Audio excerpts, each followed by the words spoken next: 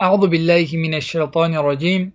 بسم الله الرحمن الرحیم. در این درس ما میخوایم برای شما درباره حرف های والی گفته اگر کلمه والی رو ما حرفکی اگر نگاه کنیم پس از 4 حرف عبارت است، یعنی واو، الف، لام، یا.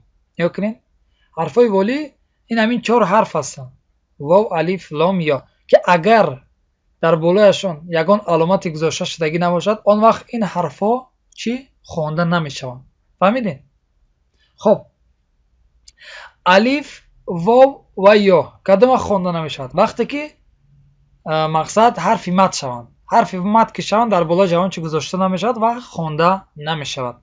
اما حرف لام در کدام حالت حرف والی میشود که یعنی خوانده نمیشود و در بالای جوان چی گذاشته نمیشود و خوانده نمیشود.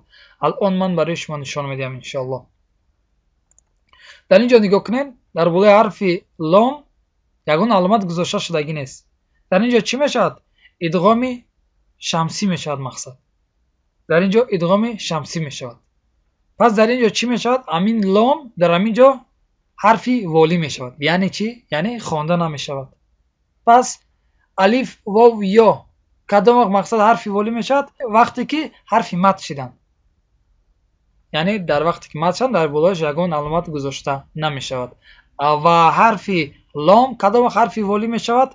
وقتی که ادغام شمسی میشود و آن وقت در بالایش یگان چی گذاشته نمیشود و خوانده نمیشود. اینها بود مقصد حرفای والی. انشالله امید دارم که این درس را فهمیده باشید. جزاک الله خیرا و بارک الله فیکم. السلام علیکم و رحمت الله و برکاته.